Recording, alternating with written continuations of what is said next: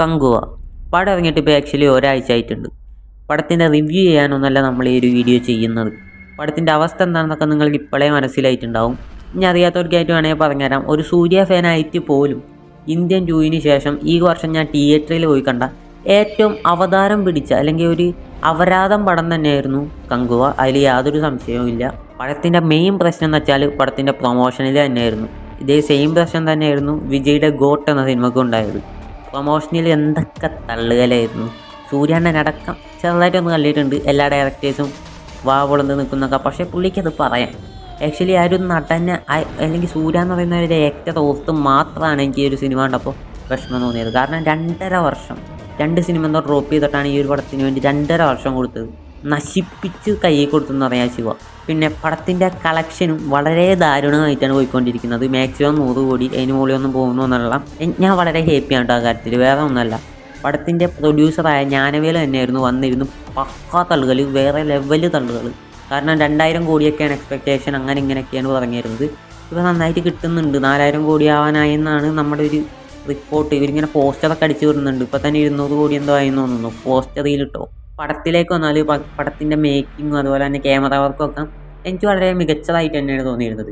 ഈ പടത്തിൻ്റെ മെയിൻ പോരായ്മ എന്ന് വെച്ചാൽ ഒന്നാമത്തെ കാര്യം ആദ്യത്തെ 30 മിനിറ്റ് വെറുപ്പീരെന്ന് വെച്ചാൽ വെറുപ്പീരിൻ്റെ എക്സ്ട്രീം ആയിരുന്നു. അതിന് സൂര്യ അടക്കം ദിശ പട്ടാണി എന്നൊക്കെ പറഞ്ഞാൽ വെറുതെ ആയിരുന്നു. അതുപോലെ യോഗി ബാബു, പിന്നെ സംസാരിക്കാൻ മര്യാദക്ക് കഴിയാത്തൊരു പുള്ളിയില്ലേ തമിഴിൽ, ആ പുള്ളി, എനിക്ക് പുള്ളിയുടെ പേരറിയില്ല. ആ പുള്ളി എല്ലാവരും കൂടിയും ചേർന്നിട്ട് ഒരു കോംബോ വെറുപ്പിക്കലായിരുന്നു 30 മിനിറ്റ്സ്.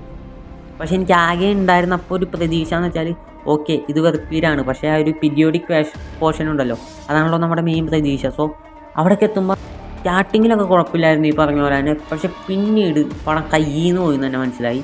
ആ ഒരു പീരിയോഡിക് പോർഷനും കൂടി തുടങ്ങി ഒരു 10-15 മിനിറ്റ് ആയോ തന്നെ പടം കയ്യിൽ നിന്ന് പോയി മനസ്സിലായി. പിന്നെ സെക്കൻഡ് ഹാഫിൽ എന്തെങ്കിലും ഉണ്ടാവുന്നതായിരുന്നു പ്രതീക്ഷിച്ചത്. സെക്കൻഡ് ഹാഫിലൊന്നുമില്ല. പിന്നുള്ളൊരു സങ്കടം എന്ന് വെച്ചാൽ ഈ ഒരു പടം, ഈ ഒരു കോൺസെപ്റ്റ് വേണമെങ്കിൽ ശിവക്ക് വെച്ച് നല്ലൊരു വണ്ണായിരുന്നു. ഈ ഒരു വർഷം ഇറങ്ങിയാൽ തന്നെ വൺ ഓഫ് ബെസ്റ്റ് പടം വേണമെങ്കിൽ പുള്ളിക്ക് കങ്കുവാക്കായിരുന്നു. പക്ഷേ പുള്ളിക്ക് പാസം മെഴുകാണ്ട് പടം എടുക്കാൻ അറിയില്ലാന്ന് വീണ്ടും തെളിയിക്കുകയാണ്. പക്ഷേ ഇതിലെ പാസം എന്ന് വെച്ചാൽ ഇതെന്ത് കണ്ടിട്ടാണെന്ന് പോലും നമുക്ക് മനസ്സിലാവുന്നില്ല സ്ക്രീനിൽ. പക്ഷേ പടം തന്നെ നമുക്ക് എന്തിട്ടാണെന്ന് മനസ്സിലാവുന്നില്ല. ഇങ്ങനത്തെ ഒരു പടത്തിൻ്റെ ആവശ്യമില്ല, അത് വേറെ കാര്യം. പക്ഷേ ഇതിലെ പാസം എന്ന് വെച്ചാൽ ഒരു ഇതുവരെ കാണാത്തൊരു എന്താണ് അൺസൈക്കബിൾ ലെവലിൽ ഒരു പാസമായിരുന്നു.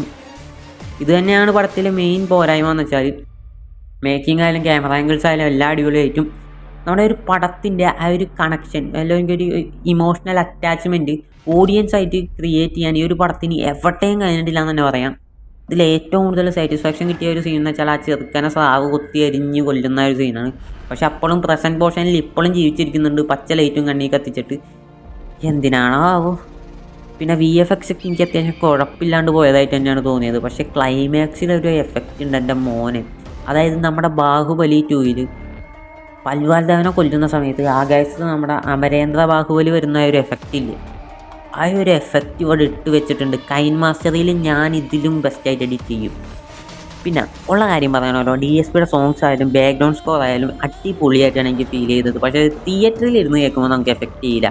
കാരണം പ്ലേസ് ചെയ്യാനറിയണം. സോങ്സ് ആയാലും ബാക്ക്ഗ്രൗണ്ട് സ്കോർ ആയാലും അത് മര്യാദക്ക് പ്ലേസ് ചെയ്ത് വെക്കാൻ അറിയണം. എസ്പെഷ്യലി ഈ സോങ്സൊക്കെ പ്ലേസ് ചെയ്ത് വെച്ചേക്കുന്നത് അസ്ഥാനത്താണ്. കാരണം എന്ന് വെച്ചാൽ ആക്ഷൻ സീക്വൻസിൻ്റെ ഒക്കെ ഇടയിൽ തലവനെ സോങ്ങൊക്കെ വെച്ചിട്ട് ഒരു എഫക്റ്റും നമുക്ക് കിട്ടുന്നില്ല. പിന്നെ വെച്ചാൽ ഇതിൻ്റെ സോങ്സ് വരുമ്പോഴും അതുപോലെ തന്നെ ഇവർ ഡയലോഗ് പറയുമ്പോൾ തന്നെ അത്യാവശ്യം നല്ല സൗണ്ട് ഉണ്ട്. ഓക്കെ, ഇങ്ങനെ അല്ലറിയാണ് ഫുള്ളിലെ ഡയലോഗ്സ് കാര്യങ്ങളൊക്കെ പോകുന്നത്.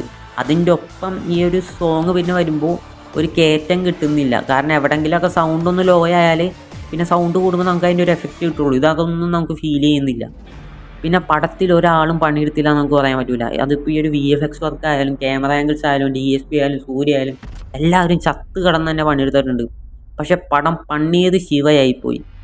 പടം കണ്ടപ്പോൾ തോന്നിയെന്ന് വെച്ചാൽ ശിവയുടെ പടത്തിനൊക്കെ ഇമാതിരി ഹൈപ്പ് കയറ്റിയ നമ്മളാണ് ശരിക്കും പൊട്ടന്മാരായിപ്പോയത്.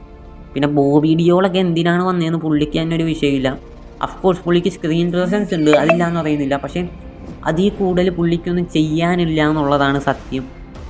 വെറുതെ വന്ന് പുള്ളിയുടെ സ്ഥലം കാണിക്കുകയും വെറുതെ ഒന്നും ഏറി പിടിച്ച് നിൽക്കാമെന്നല്ലാതെ അതിൽ കൂടുതലൊന്നും പുള്ളിക്ക് ഈ ഒരു പടത്തിൽ ചെയ്യാനില്ല. പിന്നെ കാർത്തിയുടെ കാര്യം പറയുകയാണെങ്കിൽ പീരിയോഡിക് പോർഷനിലായ ഒരു ലുക്കായാലും പിന്നെ ഒരു മൊത്തത്തിലാ ഒരു സംഭവം കാണാൻ നല്ല രസമുണ്ടായി. പക്ഷേ അത് തന്നെ പ്രസൻറ്റ് പോർഷനിലെ കാർത്തിയുടെ ലുക്കിലേക്ക് പോവുകയാണെങ്കിൽ എന്താ ഇത് ജപ്പാൻ്റെ 2.0 മൊത്തത്തിൽ പറഞ്ഞാൽ ഒരുപാട് കാലത്തിന് ശേഷം സൂര്യയുടെ ഒരു പടം തിയേറ്ററിൽ ഇത്രയും ഹൈപ്പിന് വന്നിട്ട് 250 രൂപ കൊടുത്ത് ഹാൻഡ് ഷോ ടിക്കറ്റും വാങ്ങി ഫസ്റ്റ് ഷോ 4 മണിക്ക് പോയി കണ്ട എന്നെ വട്ടത്തിലും ത്രികോണത്തിലും ശിവ മൂഞ്ചിപ്പിച്ചിട്ടുണ്ട്.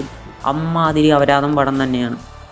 പിന്നെ ആകെയുള്ള വിഷമം എന്ന് വെച്ചാൽ നേരത്തെ പറഞ്ഞ പോലെ തന്നെ സൂര്യാൻ്റെ ഓർത്ത് മാത്രമാണ് 2.5 വർഷമാണ് അങ്ങേരി ഒരു പടത്തിന് വേണ്ടി കളഞ്ഞത്. ഇങ്ങനത്തെ ഒരു അപരാധം പിടിച്ച പടത്തിനായി പോയി കളഞ്ഞത്. അത്രയും കഷ്ടപ്പെട്ടിട്ടുണ്ട്. സൂര്യയുടെ കരിയറിൽ തന്നെ മേ ബി ഇത്രയും കഷ്ടപ്പെട്ട പടം മേ ബി ചിലപ്പോൾ ഉണ്ടാവില്ല. സോ അതുകൊണ്ട് കൂടിയാണ് ഈ ഒരു സിനിമയ്ക്ക് വീണ്ടും ഹൈപ്പ് കൂടിയത്. സൂര്യ ഫാൻസ് എല്ലാവരും സൂര്യയുടെ ഒരു പക്ക ബ്ലാസ്റ്റ് തിയേറ്ററിൽ കംബാക്ക് ആയിരുന്നു പ്രതീക്ഷിച്ചിരുന്നത്. അതാണ് ആക്ച്വലി ഈ ഒരു ഗതിയിലായത്. ബട്ട് സൂര്യയുടെ ഇനിയുള്ള ലൈനപ്പ് നോക്കുമ്പോൾ പേടിക്കാനൊന്നുമില്ല. ഇനിയും ടൈമുണ്ട്. നെക്സ്റ്റ് കാർത്തിക് സുബ്രാജ് പ്രൊജക്റ്റ് ആയാലും അതിന് ശേഷമുള്ള സംഭവങ്ങളായാലും അണ്ണൻ തിരിച്ചു വരും. അതിൽ യാതൊരു സംശയവുമില്ല. ബട്ട് കുറച്ച് ടൈം എടുക്കും, അത്രേ പറയാനുള്ളൂ. സോ നെക്സ്റ്റ് വീഡിയോയിൽ കാണാം.